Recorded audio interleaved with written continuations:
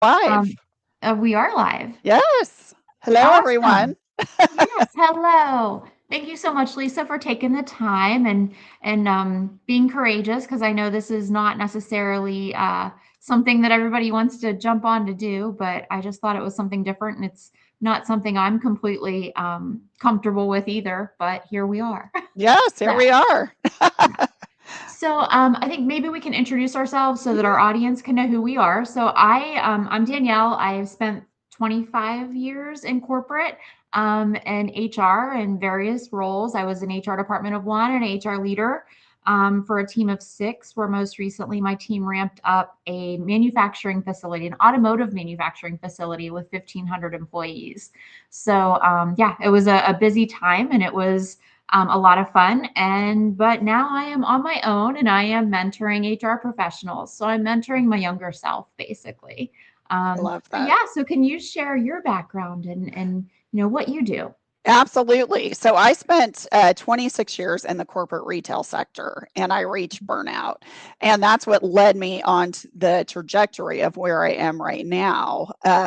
It destroyed my health, my well being, almost lost my marriage, resulted in bankruptcy because I just left a long term career without an exit strategy.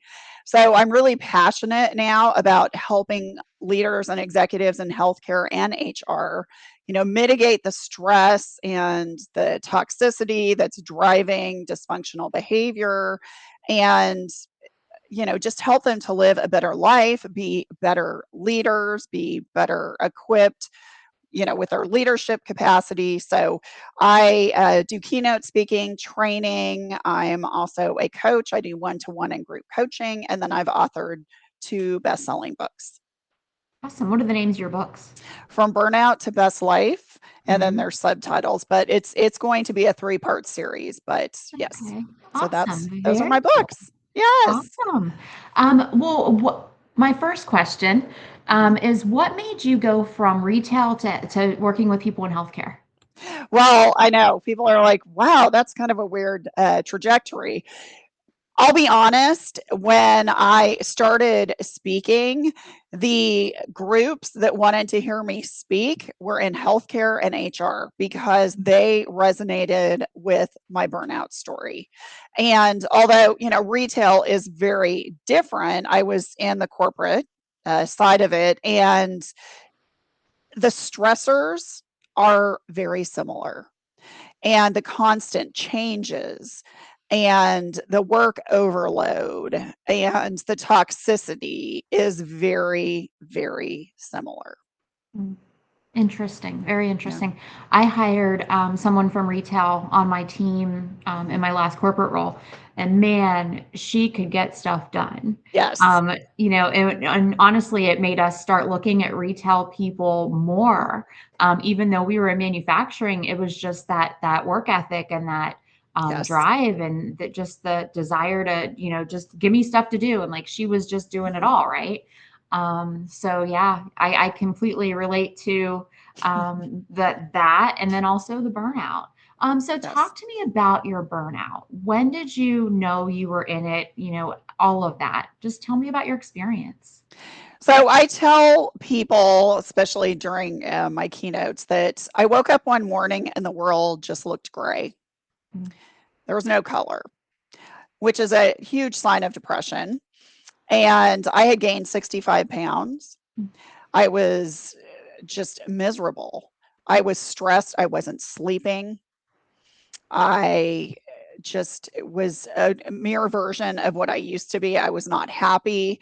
On the outside, from the work standpoint, I was still a high producer, and it appeared that I had everything all together, and I really didn't. In fact, a lot of the people that I worked with, when I actually exited, they're like, "We had no idea that you were in such a bad place." And that's what leaders do. They hide it. They're like, no, I'm strong. People come to me. I can't be vulnerable. I can't share those things. So it just kept internalizing and internalizing. And my husband even said, I love you, but I don't like being around you. mhm. You're a Yeah, nightmare to be around. yeah. And unfortunately, I was taking it out on him and it was just not a good place. So I left, and you can't just exit a high level of income or career without having a backup plan, and it resulted in bankruptcy. And fortunately, we've been able to move past that. But, it created a lot of unnecessary drama and pain that could have been prevented. What could you have done to prevent the burnout or the choice to leave without something else in place, all of that, right? So what's interesting to me in your story and my story, I didn't know. I knew something was wrong. I remember Right. walking out of the restroom, looking at the HR area and just being like, I am so tired on the inside. And I had Mhm. no idea what that meant. I had no idea. I was irritable. If someone would come and talk to me, I snapped. Like it was just, I was not who I am, right? Mhm. And that's like you're a shell of who you are. Totally. And it makes me really sad and embarrassed, right? Mhm. That I behaved that way. But it wasn't, I guess, my fault, but it was like, it's interesting. So tell me about like what, if you, now that you can look back on it, Mhm. what would you have done differently or what would you do differently? I would have paid attention to the warning signs. And I Mhm, tell this, in my trainings and my mhm, speaking engagements that, if you're not sleeping, the number one reason why people don't sleep is stress. It's not sleep apnea, it's not COPD. Those are legitimate issues. But the number one reason why we do not sleep is due to stress. So that's a huge red flag right there. If you are experiencing health issues, maybe it starts with indigestion. Maybe in my case, it was chronic migraines. Um, you had said the tension and the just snapping at people, and if you are not operating in your normal capacity, then again, that's a big red flag. And had I done a better job really managing my stress, I still would have left the industry, but I would have been more intentional about it. I would have done a much better job setting boundaries and not working 24/7. Because when you start to allow those boundaries to fray, I guess you could say, then it becomes the expectation that that you are available 24/7. So that's really on you. And answering work text or calls or messages of any kind, emails, after hours, that's on you. That's on very you. true. Very Yeah. true. And we just get conditioned that, oh gosh, I need to handle this immediately. We've become so accessible, and it's ridiculous. Absolutely ridiculous. So, I completely agree. And I think yes. the interesting thing, though, you said we've become so conditioned. I Hmm. think I was conditioned to just push through it. Hmm.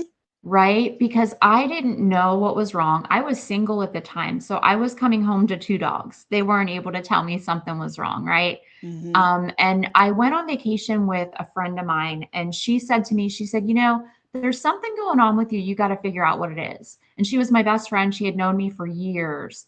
And so she was the first one that kind of was like, hey, and that was just in a short weekend of spending a weekend together, right? She could see Hmm. it. But I didn't, I worked and I would come home and, that was my life pretty much. So it was just, finding out, and burnout wasn't even something that was talked about either. No, no. I've heard it, periodically throughout my life, never really Hmm. knew what it was. Honestly, I thought it was working 100 hours a week and just wearing yourself out. Yeah. And I wasn't doing that. In the beginning, I was, but not at the end. At the end, I found what was causing my issues were, and issues, my burnout, were decisions that were not aligned with me, were being Mm. made over and over and over and Hmm. over again. And I couldn't understand why. And I was a leader, so I had to disagree behind closed doors and then come out, as a united front. And it was getting harder and harder for me to do that with my team Hmm. because my team was my most important. They were my most important people to me, right? So Right. I always wanted them to trust me. I wanted to be transparent. I wanted them to understand. So it was really hard for me to explain decisions that I didn't agree with over and Mm-hmm. over again. Mm-hmm. And I think that ultimately is what led to it. It was a company that I had fallen in love with. So repeat, like crazy fallen in love with, never experienced that in my life. And then I just watched it transition, and Mm-hmm. everything that I loved about it was going away. And it was Yes. just, I was kind of grasping at whatever I could, because it was one of those things that, like, what do you mean we're not going to do this anymore? What do you mean we're going in this direction? What was wrong with this? Like, it was, they lost sight of what made them successful. Mm-hmm. And that was what was super frustrated to me.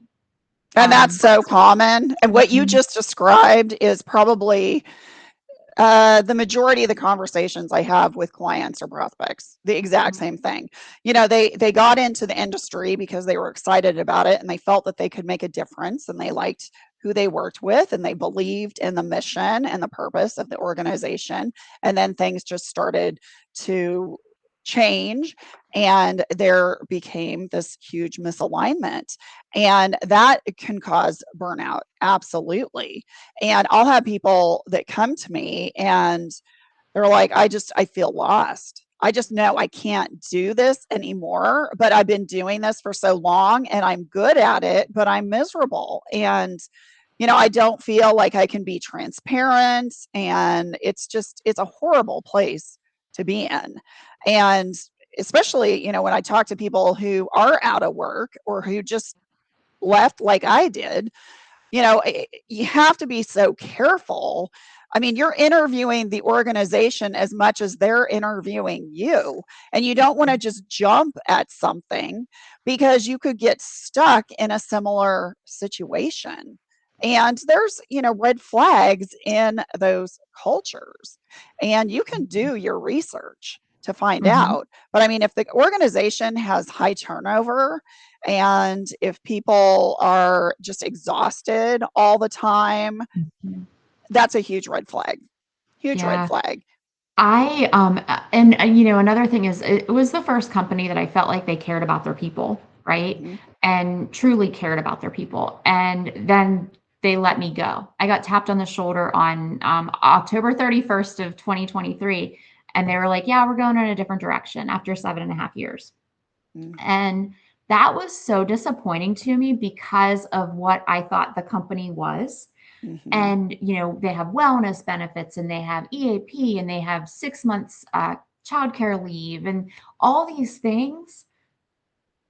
But there I was experiencing burnout, and they just sent Yeah. me on my way with a check. Mm-hmm. It was really interesting to me. And so what is important, or what's become important to me since then, is being aware as a leader, Yes. being Yes. aware of your team, and kind of keeping a gauge on their levels of, how much are they working, how much are they irritable all the time, right? Being aware and kind of identifying that stuff before it gets too far, because I was fortunate and didn't have the health issues, but I know it happens to a lot of people, and I know a Mm-hmm. lot of people get those health issues. So how do you recommend that people keep an eye on their team and kind of keep their finger on the pulse to kind of get a feeling of if that burnout is coming along? So the first thing is their productivity suffering? That's one Mhm, reason to have a conversation. And it may have nothing to do with work at all. It could just be a personal factor that's going on. So, find out about that. If they are starting to miss work or they're late on projects, that's another thing. If they're just all of a sudden kind of disengaged, they show up, but man, they're just not really, there's the connection is gone and they don't make any extra effort. That's kind of the quiet quitting way.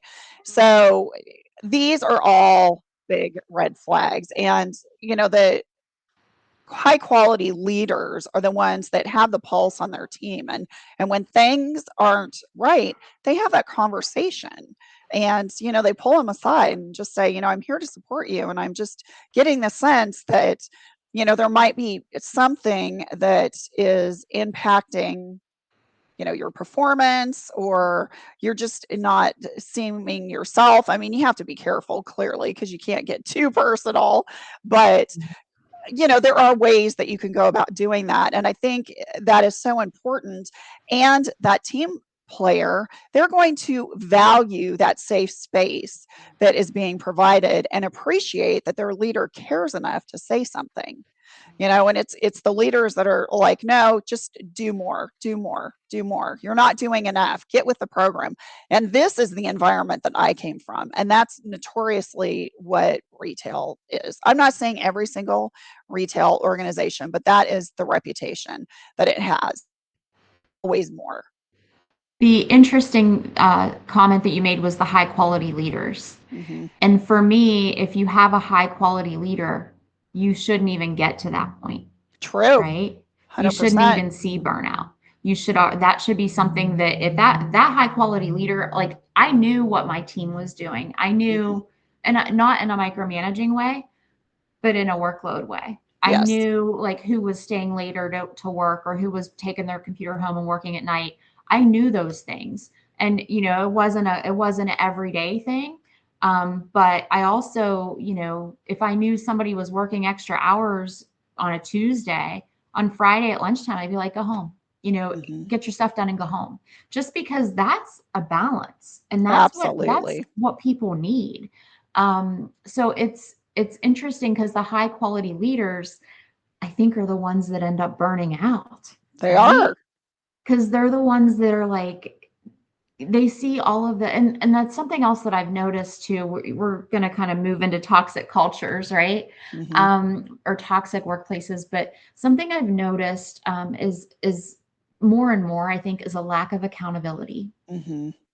I've seen it, I saw it in my corporate life. I see it now, in public figures, and just, I don't know, like what has allowed us to get to that point?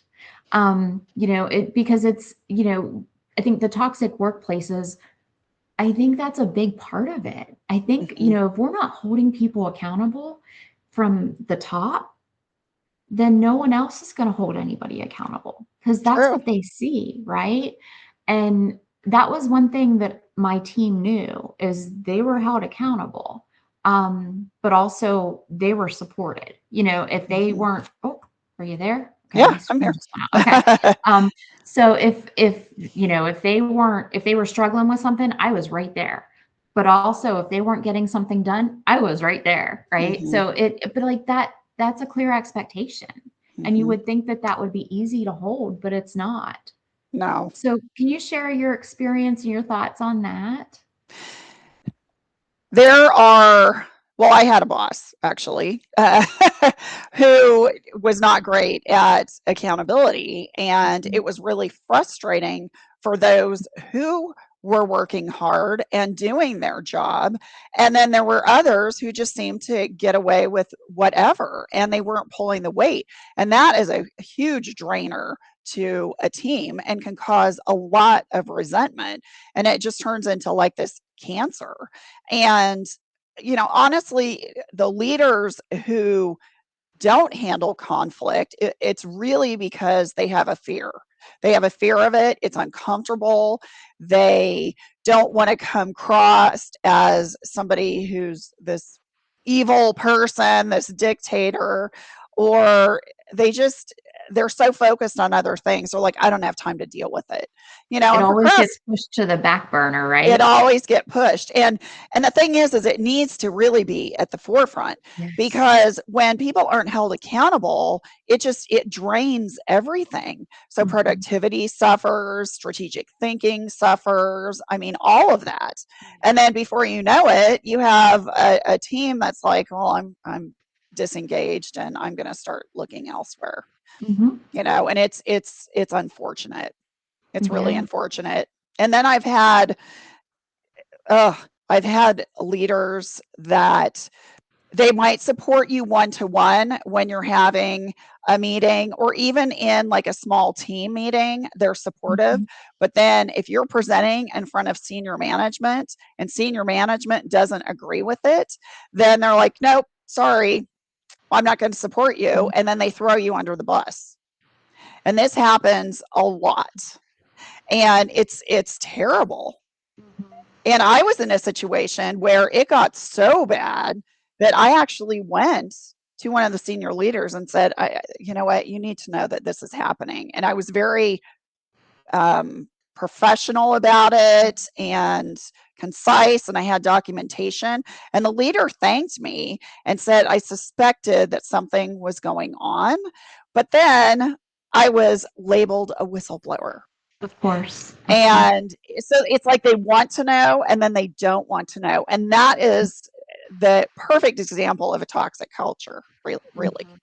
And eventually I just left, and I'm just like, I can't deal with this. This is terrible. So, and I wasn't the kind of person that would do that, but that was honestly the first time that I had actually gone to a senior leader and just said, this is so bad. It needs to happen. And, the team thanked me that I was with. Right. But, so it backfired, but unfortunately this happens. Yeah. I had raised a few flags in my day. Yes. Just because, it's accountability, right? Yeah. If I don't say anything, I'm agreeing with it. If I don't, you're paying me to do a job. You're paying me to be here for my expertise, my skills, whatever. But if I don't speak up, why am I here? Do you even want me here? Yes. I've never been one to be a yes person. Me neither. I'll seek to understand, but I'm not going to just agree to agree because I know that's what you want to hear. Because I don't think that's good for anyone. It's not. I want my team to question things if I'm going to, share something and they don't agree. Let me know why. Because I don't know everything. No. And no one does. So, that whole, and that's what something too, as I speak about this a lot is, in corporate, there's always that insecurity, that job insecurity, like protecting what's yours and, not having, not letting everybody know everything and all that stuff. And then once I came out as an entrepreneur, oh my goodness, everybody was so open to sharing everything. And it was just so refreshing. It was like, who are these people and where have they been all my life? Right? So it was like, oh my goodness, why didn't I come and do this 20 years ago? Right. So yeah, it's been really, really refreshing to get out of that. It's almost like it's, I guess, small-minded behavior, right? Because it's kind of just like, and my thing was always like, I'll share whatever with you. You can have my job. Like, I'll move on to something else. I'm fine with that. But it's really interesting how everybody was just so, keeping everything close and didn't want, and then, the leader not taking your side, like you were there for a reason. You were representing to senior leaders for a reason. And so if that leader wasn't bought in, why the hell were you there? Right? Exactly. Yeah. And it wasn't just me that he would do this to. He did it to everyone on our team. And it was awful. We consistently got thrown under the bus, and it's not healthy. And I hear things like that all the time. But yeah. I think so tell me about, you posted about toxic workplaces. Yes. Talk to me about how would you recommend fixing a toxic workplace? That is an excellent question. It's kind of the $1 million question. Right. And it really, it boils down to, are you valued for your opinion? Are they open? Is leadership, or at least is there one or two people within leadership, senior leadership, that is open and receptive and willing to have hard conversations so that you feel like you could make a difference? If you're constantly blackballed and say, okay, yes, I want to hear this, but then nothing changes, it's not going to change. It's not going to change at all. So it really stems to having those relationships that you can have these open, honest dialogues and come prepared. Don't just show up as if you're just complaining and just saying, oh, this is terrible and blah, blah, blah. This happens all the time. You know what? Senior leadership doesn't want to hear that. They don't. You know, if there is a challenge, okay, present a challenge, but then maybe suggest a solution. Yeah. Yeah. You know, And that's the thing too. If they don't come with yeah, a solution, they're yeah, just bitching, right? they are Mhm. exactly, and they could be the problem. Mhm. They Yep, could very be much so. part of the problem. Mhm. So, you know, I do believe that cultures are fixable.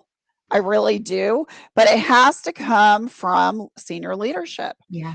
Yeah. And I'm not saying there aren't instances where there's good quality senior leadership and there might be a bad apple, and that Mhm. can certainly be addressed. But, you know, if across the board senior leadership just consistently does nothing, Mhm. and these Mhm. are the complaints, you know, from the surveys that they do, the pulse, to get the pulse of what, you know, the climate is like. If nothing is addressed, then it's time to leave. Yeah. It's time to Yeah. leave. Yeah. And what do you recommend whenever people are interviewing? What questions should they ask to determine what kind of an environment it is? If they're stepping, basically from the frying pan into the fire, or stepping into a new opportunity that's a positive workplace. That's a great question as well. On the, I guess you could say, the write up on the job description, there are certain words that can be red flags. It's like you have to multitask in a high intensity environment. You know, without a lot of direction, and I'm not saying in some situations that's not necessarily a bad thing, but those are kind of little red flags right there, and that's what you want to hone in on. It's like, tell me more about this. You know, when you say juggling multiple things, give me an idea of what an average day would be for someone like myself, in this particular situation. And then I point blank ask them, tell me about your culture. You know, I've heard about it. I've done some digging, but you're in, you know, this culture, and I want to hear from you because you work here every day. Tell me about your culture. And Interesting thing is, yeah. that question would get asked a lot. So I was a talent acquisition leader. So, we would be in interviews, and it would be, the hiring manager, maybe I'm sitting in on some, or a recruiter, and people would ask, what do you like about working here? Or what's your favorite thing about working here? And we would always respond. The answer was always the culture, the culture, the Hmm. culture, right? And it was the culture in the beginning. But then that culture got toxic because of different behaviors, right? Hmm. And but yet we were still there, Yeah. and we still believed in the company, and we still believed, I guess, drank the Kool-Aid, right? And we still believed it was the best place to ever work. And even when I was burnt out, I can remember walking in, parking in the parking lot, walking in and just being like, I am so grateful to have this job and be here. And that was me trying to convince myself, Hmm. is what that was. Um, because the day after I got tapped on the shoulder, I woke up in the morning and I felt this weight off my shoulders. And I realized I Wow. didn't have to go in there anymore. So crazy, but, and I've never been part of a cult, but I honestly felt like I left a cult whenever Yes. I left there, because I Hmm. believed in that company so much. And then, like, it just was nothing that I believed in anymore. And it was so different. And it was just really, really interesting.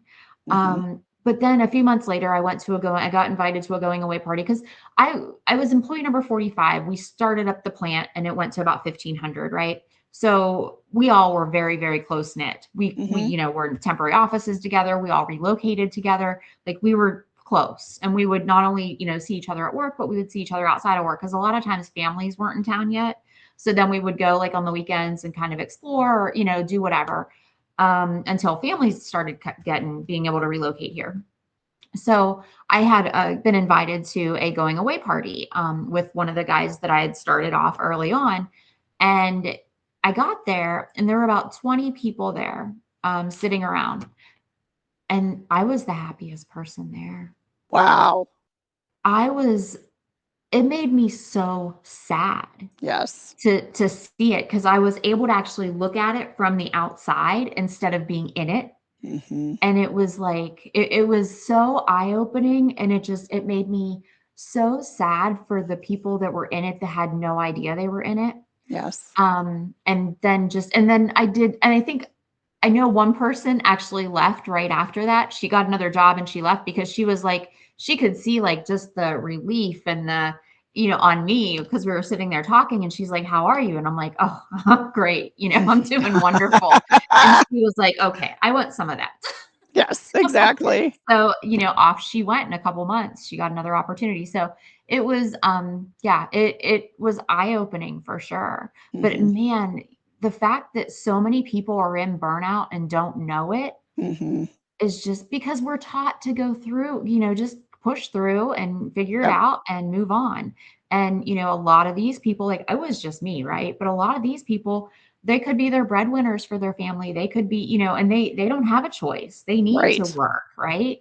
So it's really burnout is a really interesting thing.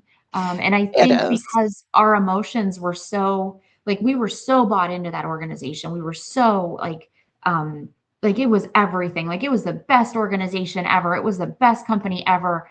And then it wasn't. You know Right. what I mean? And Oh, yes.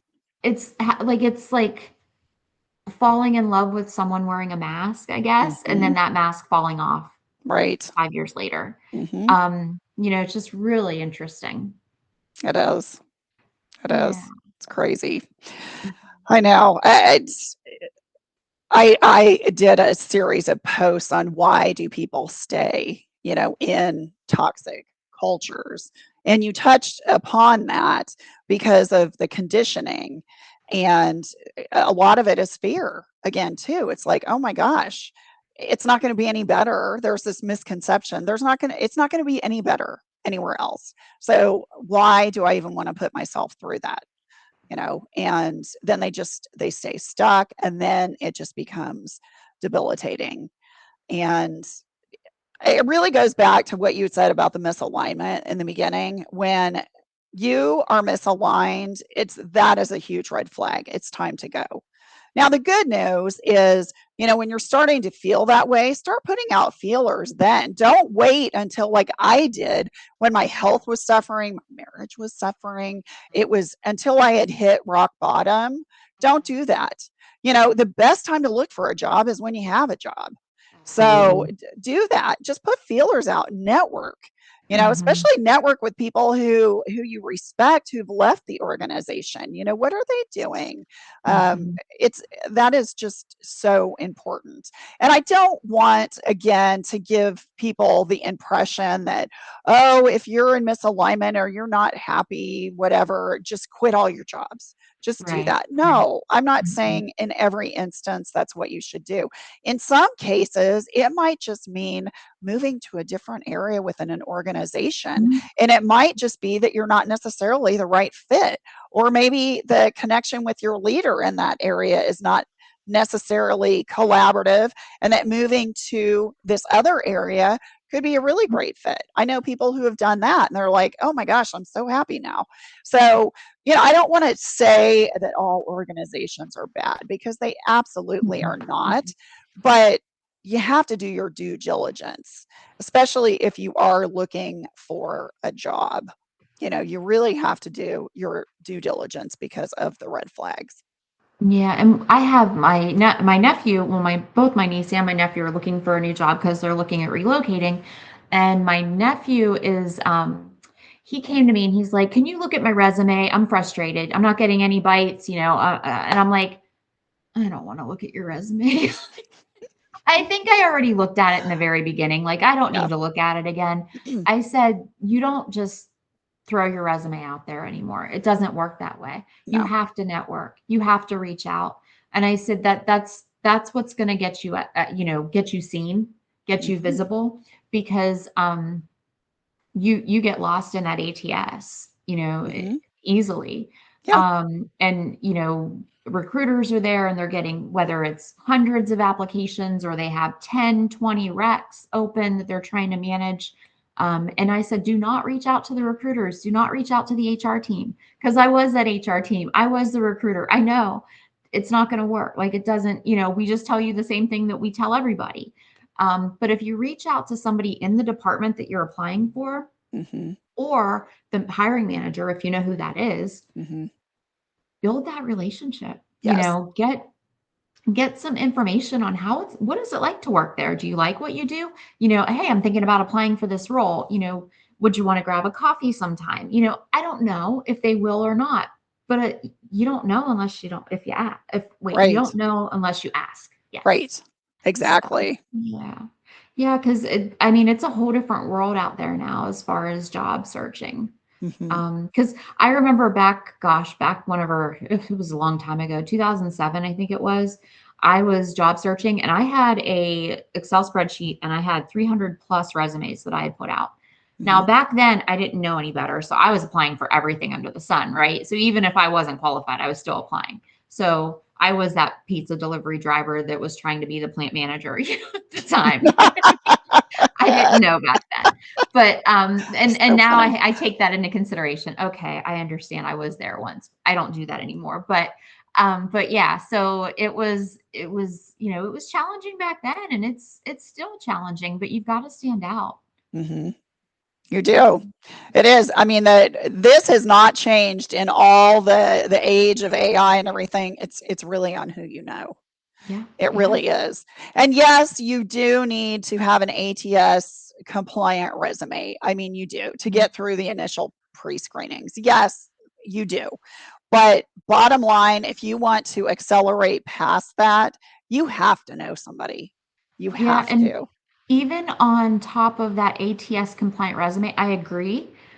But he reached out to somebody for a job that he applied for that he got a thanks but no thanks. And then the manager got back to him and was like, yes, let's talk. And so he was like, I got a thanks but no thanks. And I was like, that's okay. Talk to her, Right. see so that, even if, yes, absolutely, because that gives you way more opportunity, way more chances of being Hmm. seen. But even he got a thanks but no thanks, but they still had the opening. And whenever he reached out, she was like, oh, I'm excited about your background. He was like, well, you gave me a thanks but no thanks. But he got that probably because he answered a question. Because that's the thing too, is whenever you're applying for a role, we had knockout questions. Yep. So, hey, do you have 5 years experience in supply chain? Do you have a bachelor's degree in supply chain? Do you have, able to work in the US without sponsorship? All the things, and if they answer one of those, they hit the wrong button, it's gone. Right. So Yeah. those are really important questions to answer correctly. Exactly. Excellent point. Yeah, Yeah. that is an excellent point. And I love what you brought up about, follow up, even if somebody actually takes the time to respond and say thanks, but no thanks, because so many times they don't. And it's great information. Just follow up and just say, I so appreciate your response. Can you give me maybe some insight as to why? Just so that I know for future reference. And in some cases it might be, oh, we decided to just kind of restructure and do something internally. In others, it could be one specific thing. Mhm. We're really looking for someone who is bilingual, for example, and you check all the boxes and everything else, but you only know this one language. So it's good information to know for the Absolutely. future. Yeah. Absolutely. Any kind of feedback you can get. And that was another thing too. Feedback is a whole topic in and of itself too, but any kind of Yes. feedback you can get, because what I noticed is the higher you go, the Hmm. less feedback you get, Oh, because a lot of 100%. people will not want to share feedback and a lot of people won't feel comfortable sharing feedback. And it's such a cliche, but It feedback is. is a gift, right? Oh, huge Because gift. it's so important for continuous improvement and self-improvement and self-development. And not having feedback hurts more Mhm. than helps, right?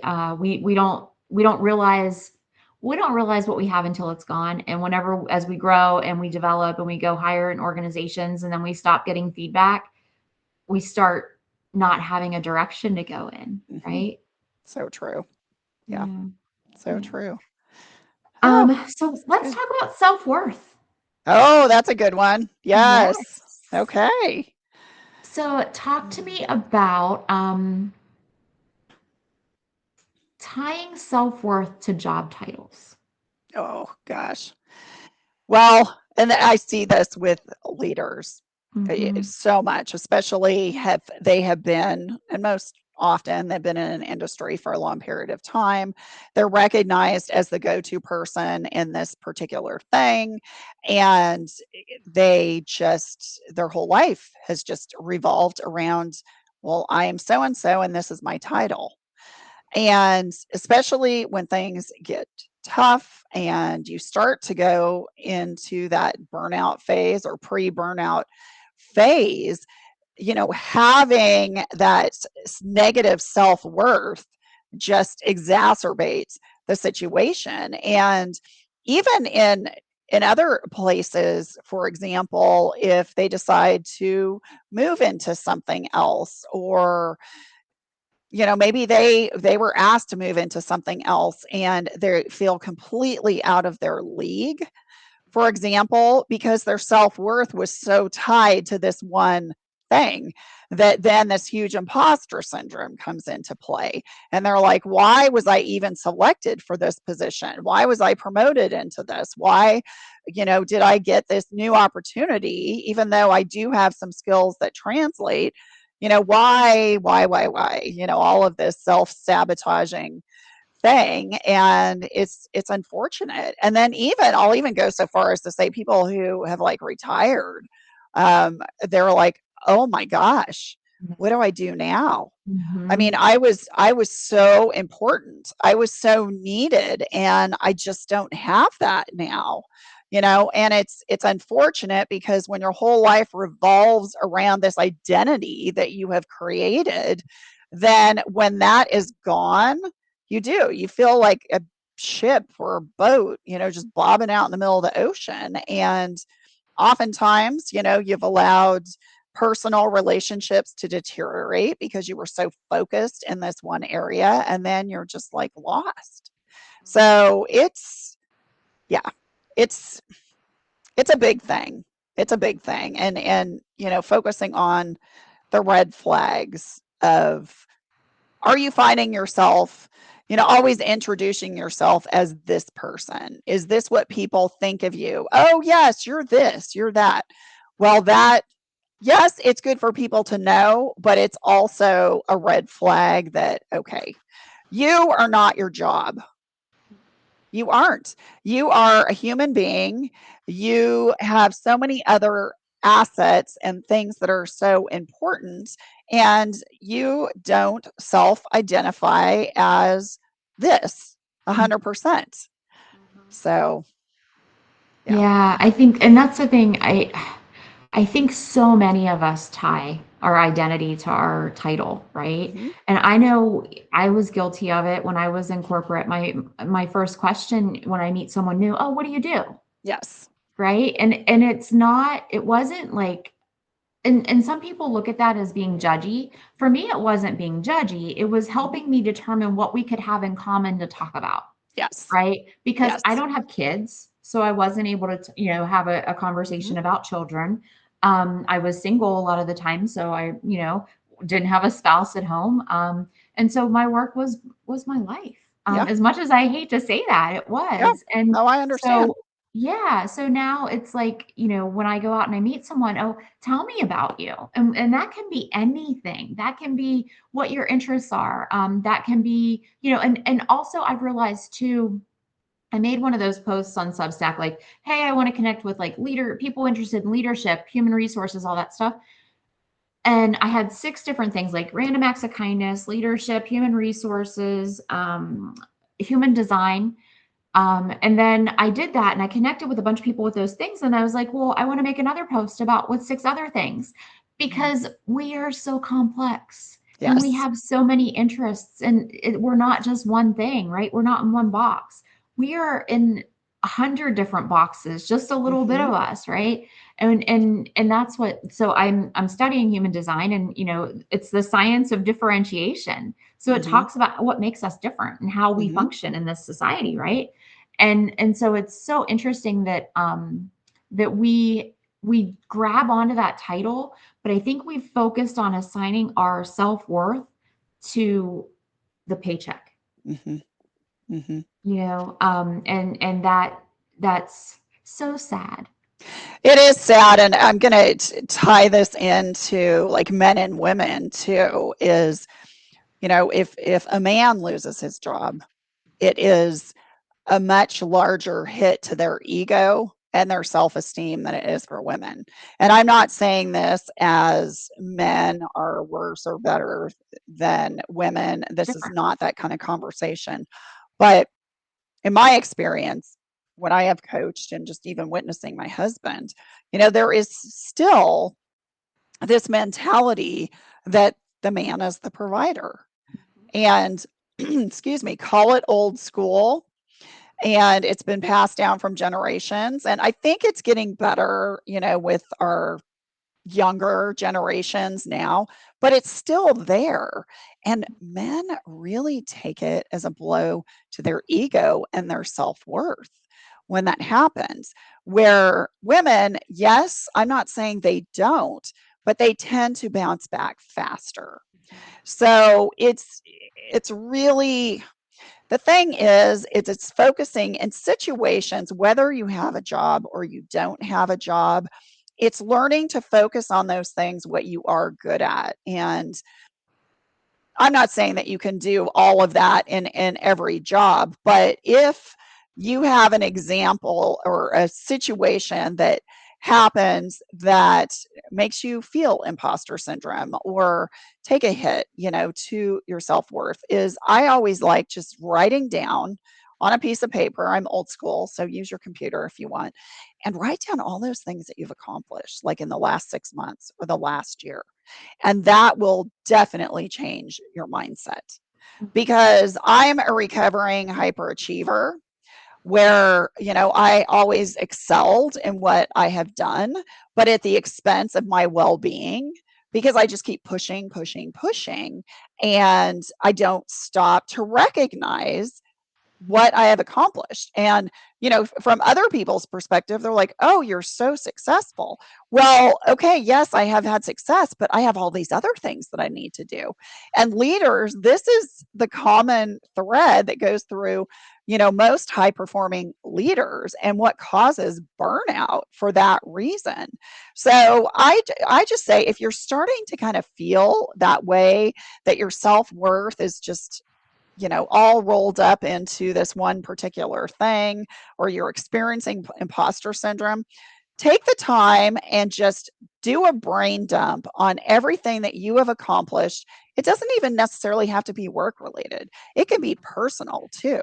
And just write it down and then read it and then reread it. And you're going to say, well, I'm kind of a badass. And you will, because there's so many things. So just something to think about. Yeah, and I would say too, if you're feeling wrapped up in a role and that's your only identity, find a hobby, Oh, right? yes, Find a yes. hobby, go out and meet with people that, have the same interests, or something, or you just find a hobby, because we are so not just our title. And I did have hobbies during, I think COVID really played a big part of everything that's crazy. But I had hobbies during COVID, and then I kind of, like, even those fell off, whenever I was experiencing the burnout. So it was, it when you stop having interest in those things that brought you Mhm. joy, I think that's a good flag to be like, hey, what's Huge, going on? huge. Um, but you've got to have the self-awareness to realize, because at the time I Yeah. just, we're so conditioned to just push through, Yes. and it's not always the best idea. I mean, yeah, we are going to have hard times and we're going to have to push through, but when it's prolonged and it's not getting any better, we need to Mhm. start, reevaluating. 100%. Yeah. 100%. Yeah. Well, this was great. It Is there was. anything else that we didn't talk about that you think we could cover? We still have a few minutes left. It's up to you. Um, Hmm. but where are you Gosh, located, so many good Lisa? things. I'm in the Dallas area. Okay. All So right. Very McKinney, cool. Texas. Yeah, McKinney, Okay. Texas. I would say if you're struggling, get help. Just reach Hmm. for help. Yeah. And that would be, reach out to a mentor. It could be a colleague, it could be a pastor, it could be a trusted confidant, whatever it is. In some cases, it can be a family member, but they're not always completely unbiased, I should say. Yeah, and they don't always like So, unless it's somebody that's in that like maybe a professional or someone that yes, understands. yes. Because and that's another thing too. I been noticing a lot as I am writing stuff for Substack. I come from a blue collar like family. Hmm. So my family is all they've been union workers and so working in a salaried role, it's been very interesting because they've been union workers and I was in HR, right? And Hmm. so it's been a very interesting conversation, and I've learned a lot throughout my career, different than what they saw things to be, right? Right. But yeah, so they're not going to understand my situation because it's not something they've experienced. But if you Exactly. can find somebody that has experienced something or at least has an understanding of the situation, I think that's very helpful. It is really helpful. I do talk about one of actually my speaking engagements that I do is the importance of building the right community, and we go through an exercise as like creating your personal board of directors, and that has been really eye opening for a lot of people. I love And that. having all these different board seats that are particular to a certain thing, like maybe it's somebody who you're going through the trenches with. Maybe it's a mentor, somebody that you want to, aspire to be. Maybe it's somebody who is the industry expert and you need more knowledge in something. So there's all these different board seats, but when we can build strategically this, I don't know, ecosystem, if you will, of these supportive individuals, it's incredible what not only can be accomplished, but how it's a lot easier to transition into something if you're in an environment that is not the right fit. Yeah, that's very interesting. I never thought about it that way. I knew somebody that did it like in Chat GPT. Like they Mhm. created a board of directors for their company, and they were like, okay, act as the head of marketing, or act as my CFO. And I thought that was interesting. But I love actually picking real people. Yes. I love Yes. that. And they don't even have to be people that are in the same city, state. They could even be in a different country. It could be somebody that you used to work with, or it Mm-hmm. doesn't matter. It's just they need to have certain qualities and Mm-hmm. expertise that are beneficial. And it's so important that when you create that board, that you are very specific and tell them on how they can best support you, because they want to help you. If they agree, they want to Absolutely. help you. So tell them, what do you need? What kind of accountability do you need? Yeah. How often are you going to meet? Are you going to do it in person? Are you going to do it on Zoom? Are you just going to use a phone call? Are you going to chat? What is it? Set those expectations upright, and it can become a really beneficial relationship. I love clear Yeah, expectations. 100%. They speak to my heart.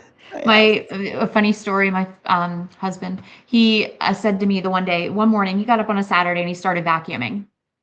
And I'm like sitting at the counter with my hot tea. And he's like, Can I ask you a question? And I was like, yeah, sure. And he was like, why, when I clean, you don't feel like you have to get up and clean?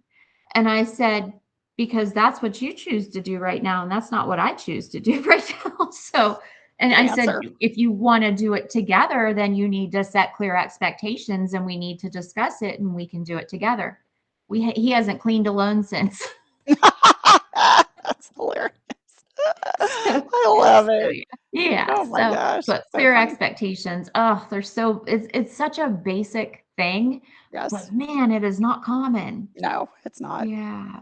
It's So, not. well, thank you so much for Thank your you. time today. This was great. It really was. Good. Love I'm it. glad that you enjoyed it. And I would recommend that you do the board exercise on Substack somehow because that's a really cool exercise. Yes, that actually is a And great idea. I could do that. yeah, I could yeah. do that. So, because that sounds like something I would love to participate in. So, Okay. That's yeah, something I could do. Absolutely. awesome. All All right. right. And I will definitely shout it from the rooftops if you post about it so I can share it and that kind of thing too. So, Fantastic. And thanks to well, all I the viewers. yes, thank you so much. This was great, and, I just appreciate you taking the time, all of you. Yes, absolutely. All right, well, thank you. Have a good weekend. Yes, you as All right, well. bye-bye. Bye, everybody. Bye.